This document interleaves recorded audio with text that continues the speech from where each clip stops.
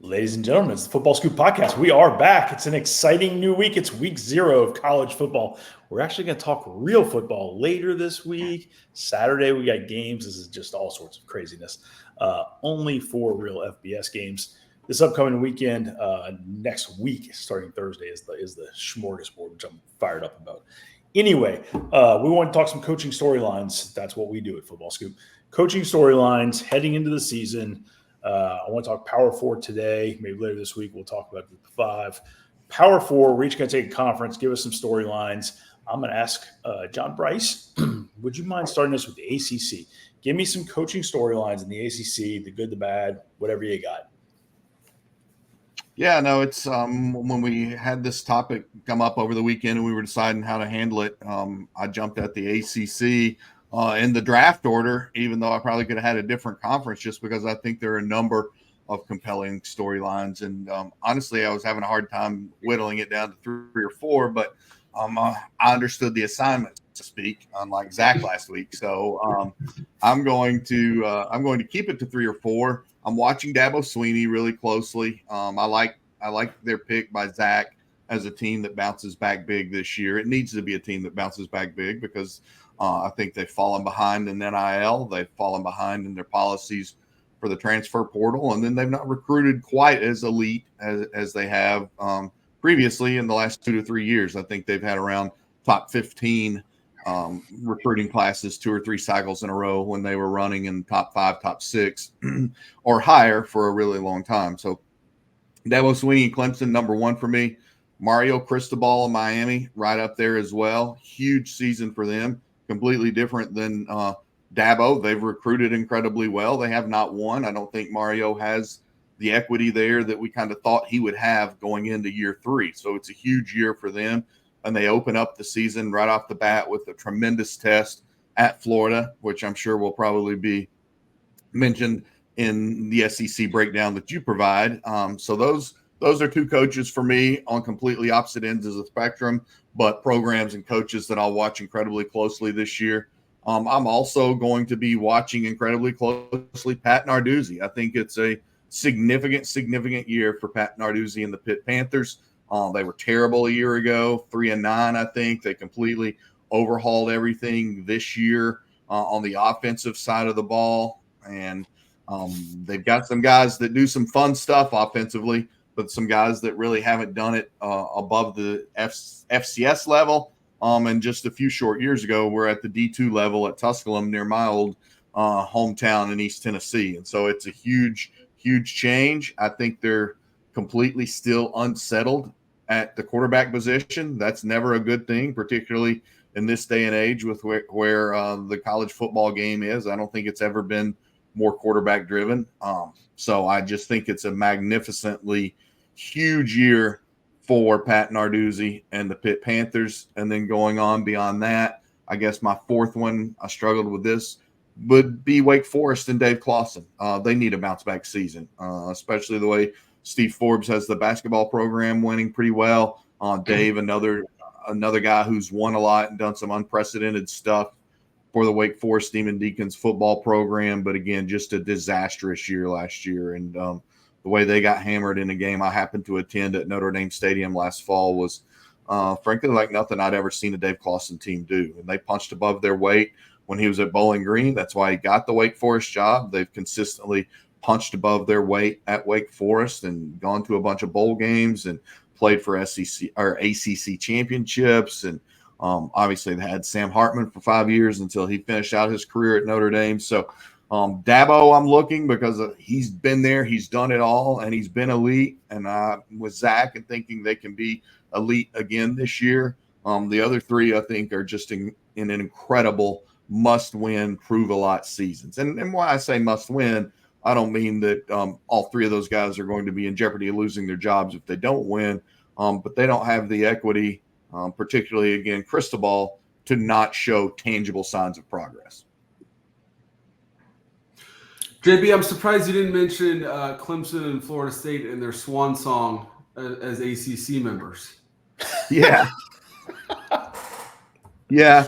Well, I try to let the courts settle that. And, that's very, very well could be. But I don't think the ACC, I don't think the SEC or the Big Ten, either one is at this present time licking its chops, looking to welcome one or both of those institutions into its league. So is that the Big 12? I do think the Big 12 has done a really nice job of solidifying itself and being well positioned as the number 3 league. So that's a funny point, Zach, and that's a storyline to watch, but that doesn't have anything to do with what the coaches do or do not get done on the field. I've mentioned this one before, but North Carolina State has become a battle that I like to watch nowadays. And I want to see Mac Brown's team have that dog in them, have that fight in them.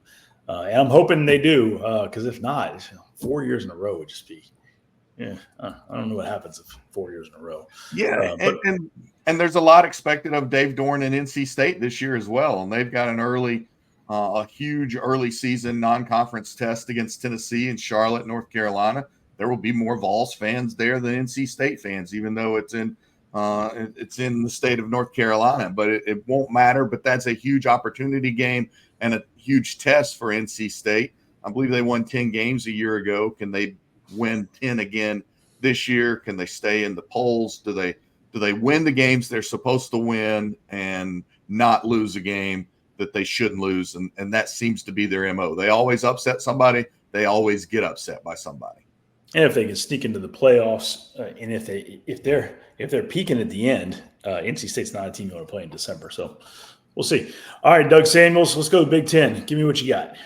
Hey, so I understood the assignment a little bit differently, but I'm gonna first off. I think if there's any Big Ten team that has garnered a lot of chatter heading into this year, despite maybe underwhelming first season, and you're asking for a playoff hopeful or something like that, there's a lot of chatter around Nebraska and Matt Rule. I think there's a ton of excitement there. I thought it was a huge hire for Nebraska to bring Matt Rule in. You look at his second year as head coach; they went 5-7 last year.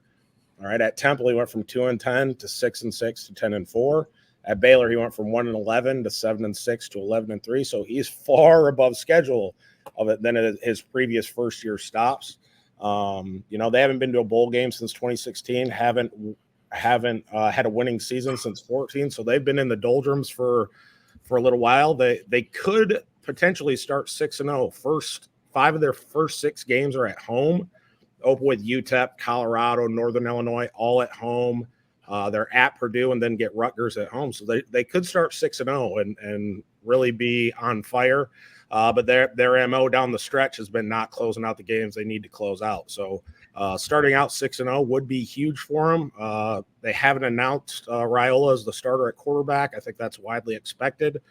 But he's also, a freshman that previously committed to 2 different schools in Ohio State and Georgia. So hopefully he's a lot more decisive with the ball in his hands as a freshman quarterback than he was deciding where he was going to college for them to be successful. So I'm going to pause you for 1 second and let you know we're filming bold predictions next week.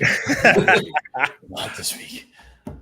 Maybe we got our lines crossed. This is coaching storylines. Whoo, buddy.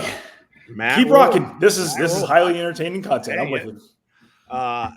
Secondly, I think that the national title stays within the Big Ten this fall. I think Oregon has a coach in Dan Lanning that's going to be there for a long, long time. He's got a loaded roster right now. I think expectations are sky high. They lost Bo Nix. They lost Bucky Irving. They lost Troy Franklin. But they returned an offensive coordinator in Will Stein that I think is one of the best in college football.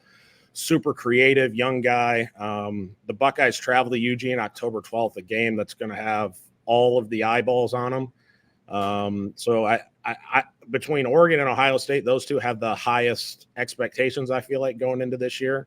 But I'm going to say that, and I don't think that's a bold prediction at all. We could fight about that all day, but I think the national title stays in the Big Ten. So lastly, hey, I had a few other coaching hires I think that are going to have really big impacts. I don't think we can talk about the Big Ten without talking about Michigan. Wink Martindale, the new defensive coordinator at Michigan, bringing the Ravens system that's been so successful in Ann Arbor the last several years.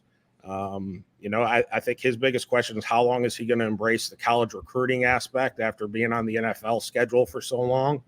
And with a strong season in Ann Arbor, the NFL will come back calling again. So a couple other ones. Corey Parker, new corners coach at Illinois, did an outstanding job at Toledo. He was a Michigan high school coach at River Rouge that turned them into a state power. And when you're a big time college coach recruiting Detroit, you had to stop by River Rouge because they had dudes. Had a number of guys drafted this last cycle out of River Rouge High School that Coach Parker helped develop. And then two other guys just happened to be at Michigan, the late hires this cycle, Lou Esposito and Steve Casula. Michigan has a quarterback competition going on with Alex Orgy, 6'3", almost 240 pounds, elite athlete. I don't see them being in 12 and 13 personnel a ton. Steve Casula learned under Tony Anise at Ferris, is a super well-regarded guy. Very, very smart, very creative, limited in what he could do at UMass a little bit.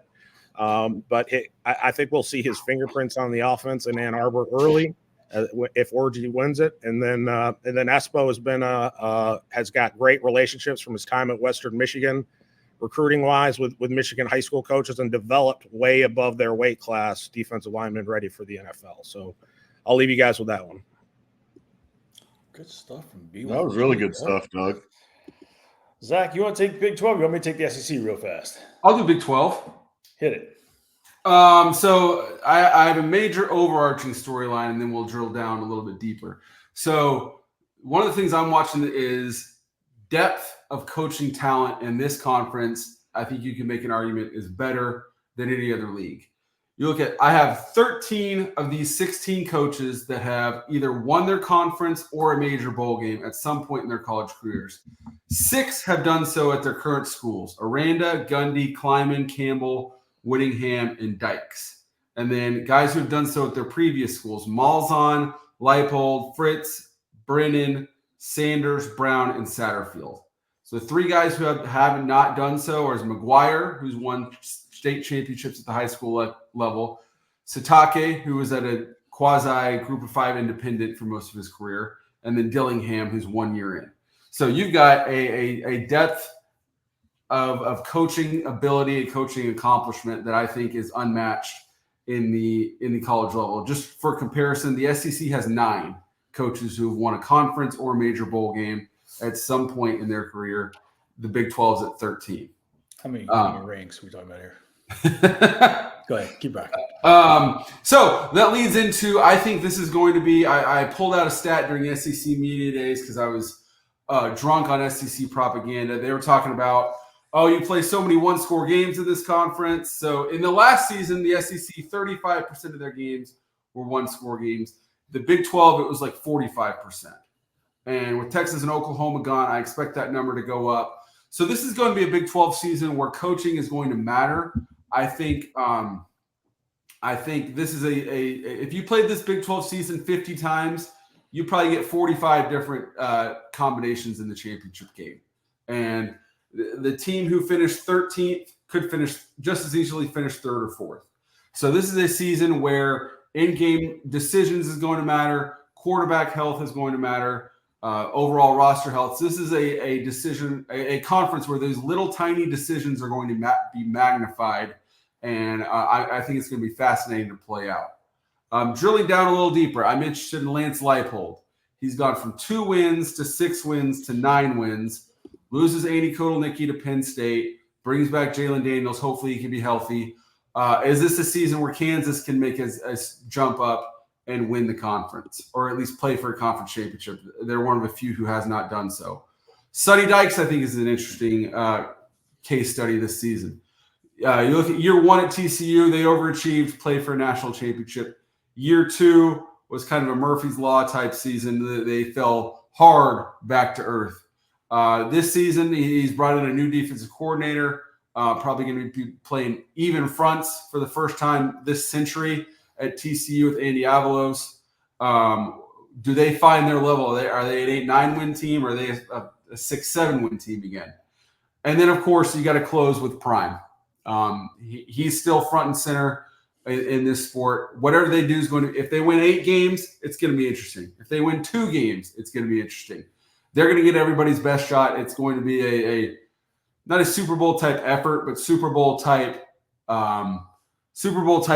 importance on campus when Coach Prime is there. Coach Gus Malzahn talked about what a big deal it is for them to play Colorado this season. That would not happen if it was still the John Embry Buffaloes. So when I'm looking at the Big 12 season, that's what comes to mind immediately.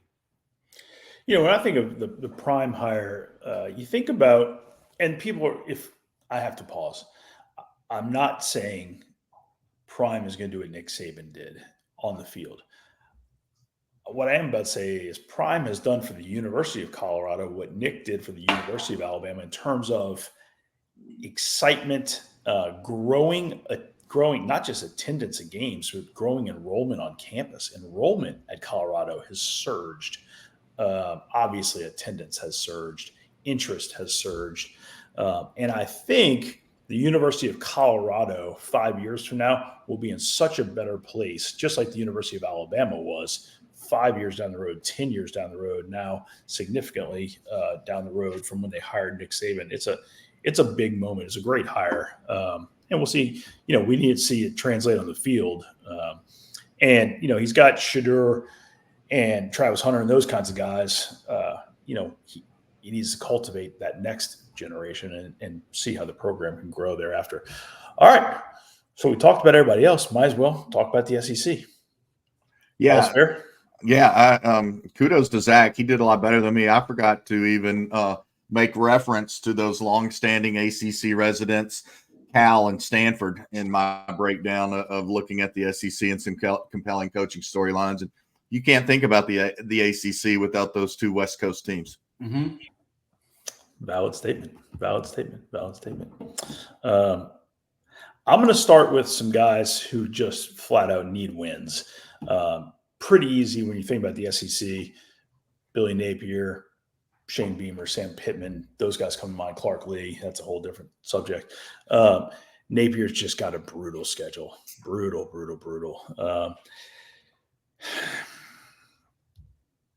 You gotta beat Miami or else it gets worse. So I don't know what else to say there. Shane Beamer's schedule, he starts with Old Dominion, and then I think he's got Akron in there. I think in like week 4 or so, I think he's got Kentucky and LSU in those first 4 weeks also. I think towards the end of the season, he's got Wofford and Vanderbilt. Other than that, he's got a pretty challenging schedule as well. This is year 4 for Shane. Year 2 with Dow Loggins as offensive coordinator. Clayton White's been there, all 4 on the defensive side. We're on second offensive coordinator. Things don't go well. You make a change with Clayton, Shane might argue, but at some point the buck stops with Shane. Sam Pittman has got a fairly manageable schedule. He's just got to get over the hump with Bobby Petrino in house. I think Sam has the whole season to prove it. He's just got to prove it. Clark Lee is a fascinating situation where you bring in Jerry Kill. Jerry Kill has really been making a significant amount of the decisions and the personnel decisions on the field, off the field. This year, the team's just got to be better. If not, you got a really interesting dynamic there with Jerry Kill as an absolute proven winner now in-house, now controlling a lot of things. What happens? That's a really weird dynamic. All right, so SEC big boy reset, right? We still got Kirby Smart doing amazing things on the field. Off the field, just so many people looking at that program going, man, why can't they stay clean? Why can't they stay straight? Why can't they get everybody home at midnight and not have these problems at 2 a.m. that they consistently have? I don't know. Let's focus on football and hopefully get away from all those things and maybe instill a curfew. Kalen DeBoer's first season in the SEC, absolutely fascinating. The cameras will be everywhere. Chris Lowe, was there. That's what ESPN does. The most interesting stories, Chris Lowe goes. And Chris Lowe did a great job chronicling Kalen DeBoer. I think we'll all be interested to see how that handover goes, that crossover. And obviously Nick will still be there every now and then. It's just a fascinating story. Then you got Sark and Venables coming into the conference.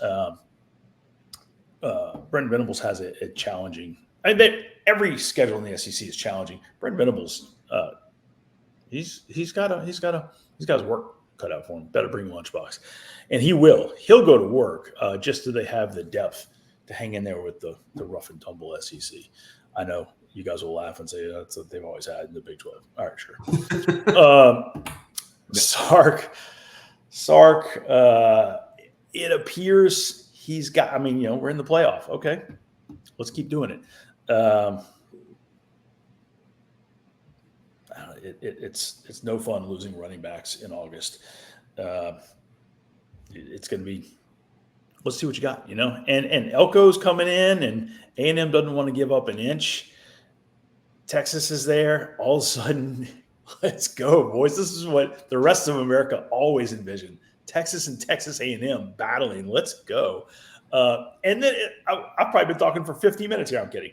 But I've probably mentioned 7 or 8 teams that I haven't even gotten to Lane Kiffin and Drink and Heupel, Hugh Freeze and Brian Kelly. You got this roster of just awesome coaches ready to do amazing things. And some of those guys might have incredible seasons. Lane and Drink, they're up there.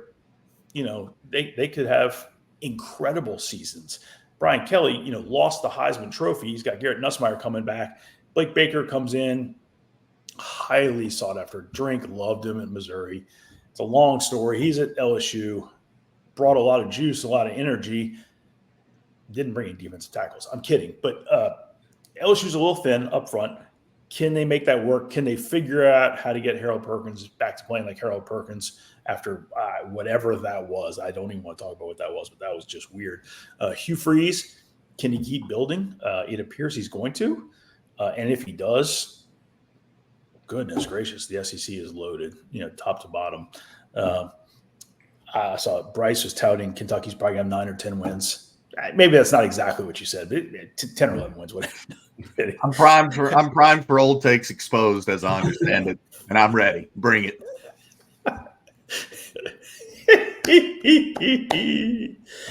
Good times, boys. A lot of coaching storylines. That's what we love to watch. That's what America loves to watch.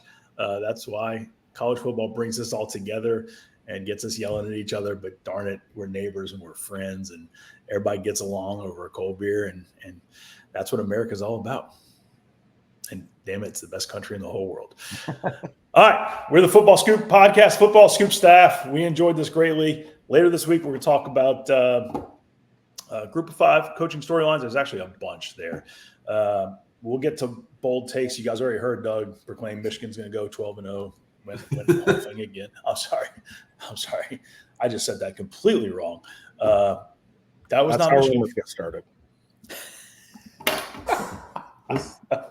This is like the kindergarten assignment where one of us tells a secret and it has to go around the room. Whole story just and Scott blew the damn secret right off the bat. I just can't believe I just did that. The Football Scoop podcast. You never know what you're going to get. Y'all have a great week. We'll talk soon. See you guys. Bye-bye.